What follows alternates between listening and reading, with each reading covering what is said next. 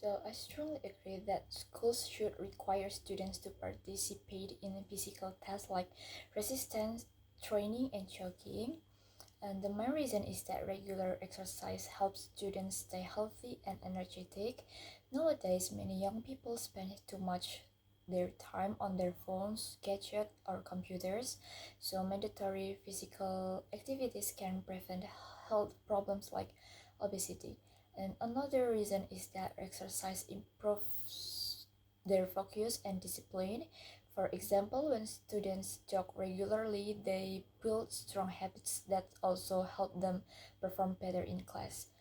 To sum up, I believe schools should make physical tasks mandatory because they promote um, both good health and positive character development.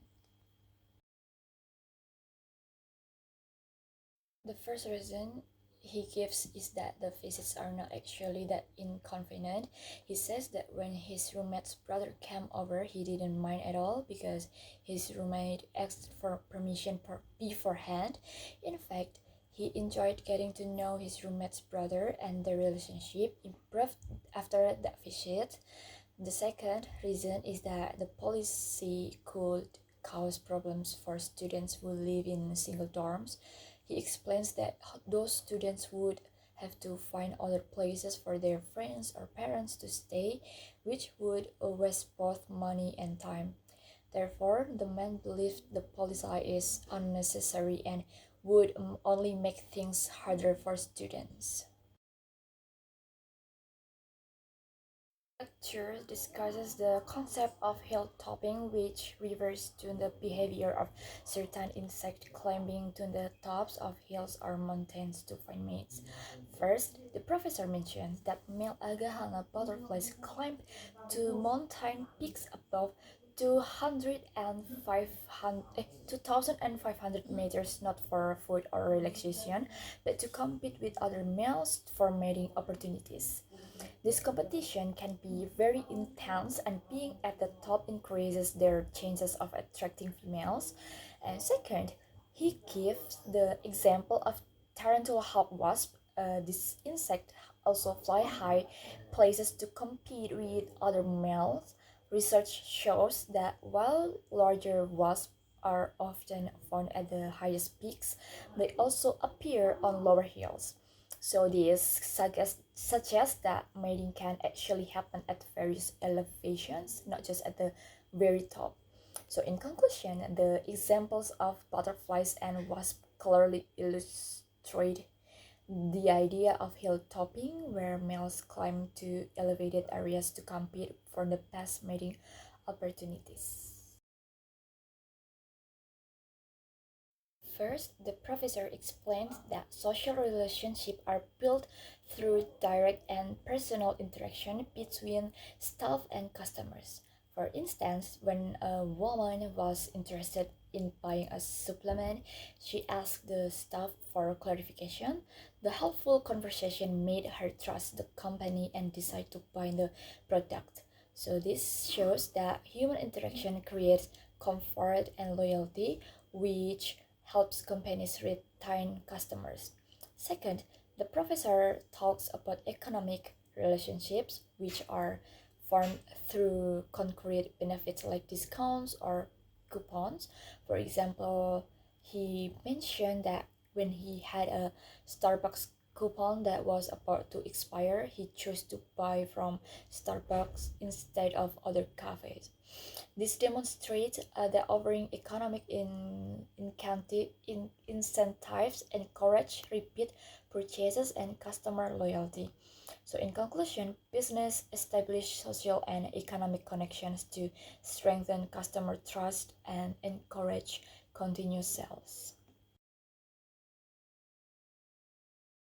Personally, I prefer to work in a relaxed environment rather than under pressure, of course. So the main reason is that I can think more clearly and focus better when I'm calm. For example, when I work on a school project, I like to plan everything early so I don't have to rush at the last minute. This helps me produce better results and avoid mistakes. Another reason is that a relaxed environment allows me to be more creative. When I don't feel stressed, I can come up with new ideas and enjoy the process more. To sum up, I believe working in a relaxed atmosphere is better because it improves both my productivity and my well-being. However, the man disagrees with this proposal. The first reason he gives is that the gym is already sufficient for students' need. He says that although there are many people using it, he never has to wait for machines like the exercise bikes or weight machines, so adding more equipment wouldn't really make a difference. The second reason is that the university already provides many other ways for students to stay active, such as swimming pools, running paths, and various sport teams.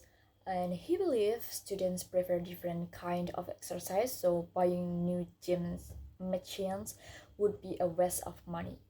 In conclusion, the man thinks the proposal is unnecessary because the current facilities already offer plenty of exercise option for everyone.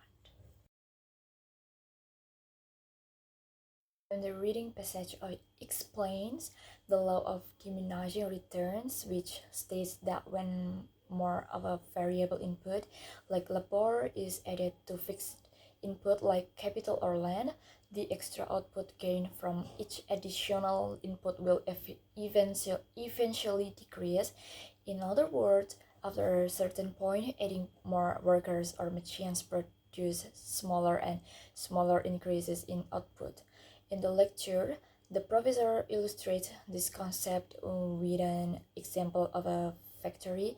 He explained that when a factory hires more workers while keeping the same amount of machines, productivity first increases.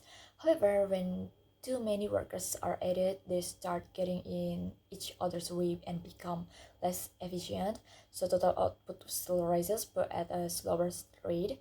Therefore, this example clearly demonstrates the law of diminishing return, showing that beyond a certain point, adding more resources leads to reduced efficiency and smaller gains.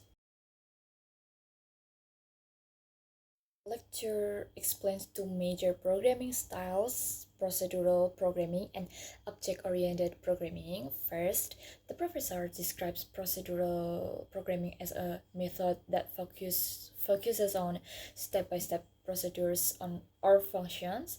Each function performs a specific task, such as reading a file or calculating a number.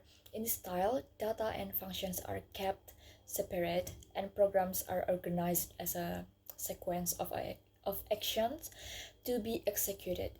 Second, he talks about object-oriented programming, which organizes software design around data or object. These objects contain both data and function that describe their behavior. For example, an object could represent a person with attributes like name and address, and function like walk or speak. In conclusion, while procedural programming centers on actions or steps, object-oriented programming focuses on objects that combine both data and behavior. The choice depends on the program's goals and complexity.